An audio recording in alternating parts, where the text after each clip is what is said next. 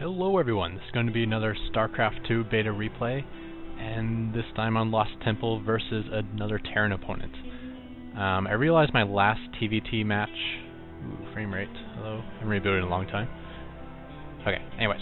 I noticed my last TvT match was kinda boring, in that it was just a lot of building up without much action whatsoever. So I'm going to show the same TvT strategy here in a game that's a little more competitive and a little more action-filled. So I am spawning in the 2 o'clock position and my opponent is here in the 6 o'clock. So I'm doing my standard opener, which is a 9 of 10. I send out my next SCV to build a supply depot. And then as soon as it's done, I have him immediately build a barracks. I do decide to wall off this time because just in case of a Hellion harass, I want to be able to handle it a little more easily. And my opponent seems to be doing a similar wall off on his ramp. Of course, after your barracks, without stopping your SCV production, your next thing you want to get is your refinery, and of course your orbital as soon as your barracks is complete. And I also get my second refinery very fast. You'll notice this keeps me very high in gas and low in minerals, which typically isn't good, but mid-game I'm going to be so starving for gas that I think it's a good idea to get as much gas early on to pool up.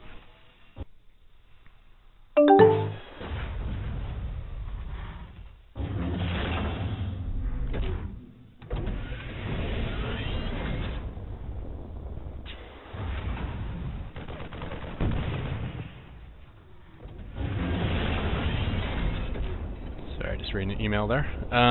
Okay, so I'm doing my 1-1-1 build though. So after my factory, I am building a starport, and I decided to throw the factory on my tech lab, which means I should have built it closer to my barracks so it could float over quicker. But the idea is to get out a tank fast and then siege mode, and that's where those stocked up gas came in handy. I'm now building a reactor on my barracks for my starport, because I will be wanting to take air superiority with Vikings.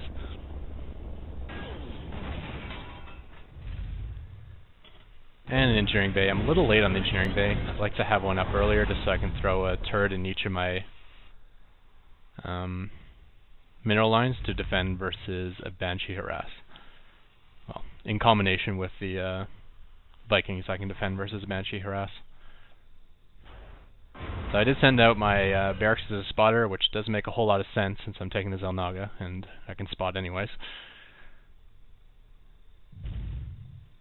And I get a little lucky here. I run into a early Raven, which is going to be a nice early 200 gas wasted there.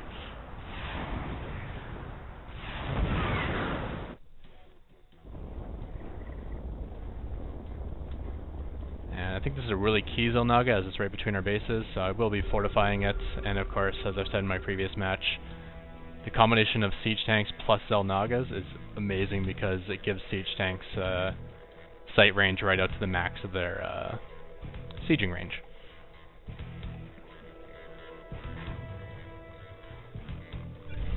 Getting at my second base and being quick on the gas, of course, as that's key to this strategy. And my opponent has 2 Banshees coming in. Do have the air turrets up in time though.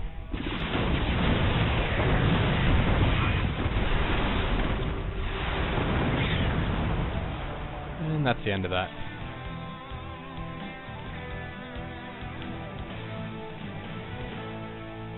So my opponent is only expanding now, and looks like... yeah, he's just working off the 1 factory as well. And with no Viking count at this point, I'm pretty sure I've guaranteed air superiority for this entire match. Which is so huge for me. It means he's not going to be able to get spotters on my tanks to set up his own siege line. He's going to have a lot of difficulty expanding as I can harass the Vikings, and I can also use them to scout, as I'm scouting now. Notice I'm sending one note to check this island, and then another one I'll be checking all the rest of the bases for a hidden third.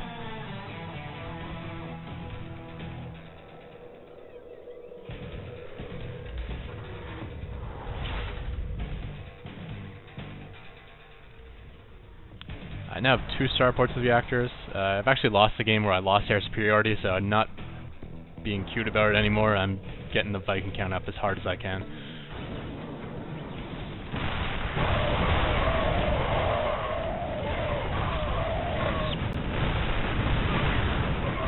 It's going to be a close match. Tanks unsieged are actually a decent counter to siege tanks because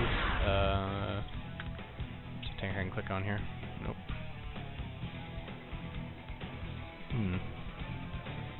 There's one.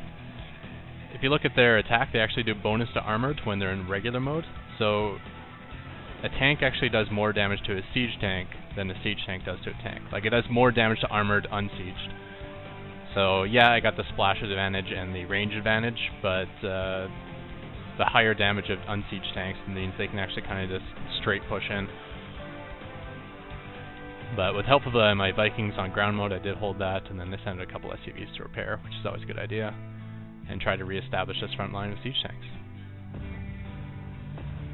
Notice I've also floated over to take my third here.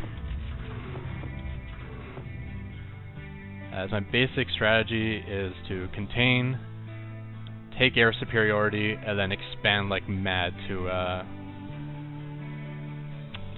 fund my battle cruisers.